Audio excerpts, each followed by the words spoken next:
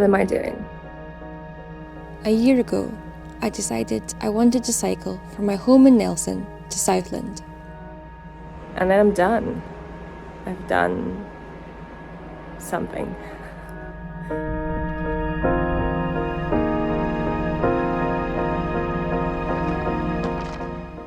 A solo trip through New Zealand's South Island. I find that every bikepacking trip starts much the same. You're never quite ready, and you're always thinking about something you could have forgotten. And it always feels strange to set off. But before you know it, it's time to go, and there's no point in procrastinating. And all of a sudden, you find yourself somewhere entirely new. Oh, island saddle. We've even got some snow on the hill over there. Oh no, we're in there. Oh, thank God. That was a big hill.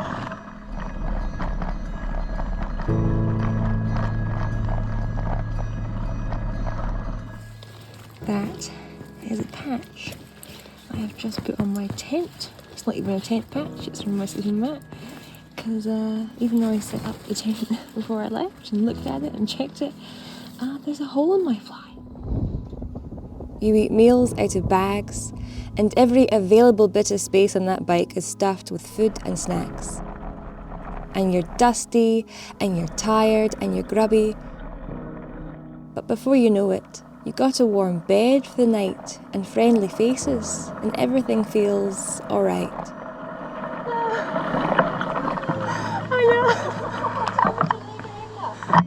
Oh, well actually no, I came from Lake Tennyson today. So I came from on the Molesworth.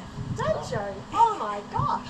I don't know exactly how much it was, but over 100. Quite a long way. Yeah. And you'd love to linger, but there's miles to explore. And there's hills to go up and there's hills to go down, new people to meet and new challenges to have, new highs and new lows. Well, the wind is absolutely brutal today. It's either a headwind or it's coming at the side, and it's so, yeah, like I'm getting blown all over the place. This is flat. Like, yeah. There's the tailwind. Cars that pass too quickly. Well, I just had my first milk tanker pass me way too close. Not even a steep hill, but is like a blind summit. But yeah, luckily there was a nice bit of grass that I could ditch onto. And just when you start to question, why am I doing this? You find yourself in a place you never thought you'd be. Not on a bike, not by yourself. And you find yourself looking at a view that you never thought you'd see.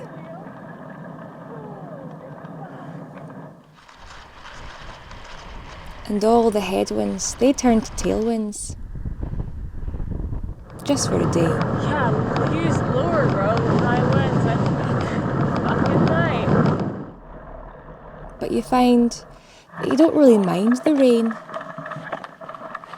It's the start of the Aotearoa saddle. Or the isolation, or the lack of view. Because there's still a view, it's just a slightly different one. Everything's doable, everything's possible.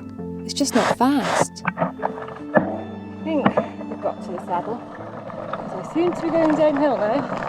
The cloud is still very low, so I was never going to do this descent fast, but I'm taking it slow. So my feet are dry at the moment, so now they're wet.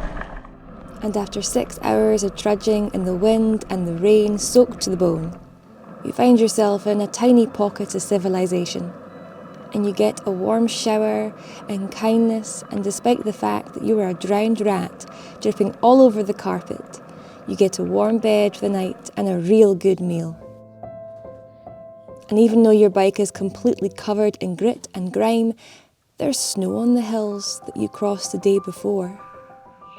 I don't think it's really doing it justice, but that is fresh snow on the hills there. And you're really glad that you brought all those layers.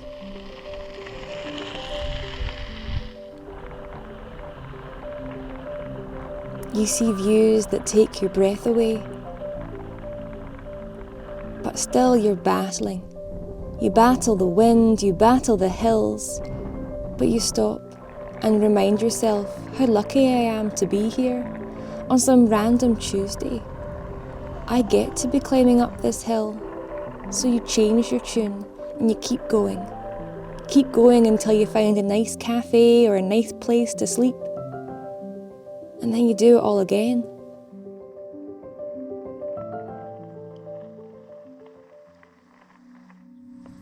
Today is just one of those kind of struggle bus days. It's long, the wind is not in my favour, and it's just, I don't know, I think I'm tired. It just is. It just is. You get back to the gravel and it's dusty and it's thick, and you see pretty much nobody all day. So after weeks on the road, you're back by the sea. I am so excited to be back by the sea. I've missed it. It's been a lot of inland, and it's, yeah. Feels right. And the weather is changeable, but We are 7.2 kilometers from Bluff. I'm overtaking a lot of TA walkers, and I feel kind of bad, but also they chose to walk, so. Oh, there's no sleep. and as you crest that last hill, you can't help but think about that little girl who was so slow to learn how to ride a bike. She was so scared of her stabilizers having to come off. You think about that young woman who was so scared to camp alone at night.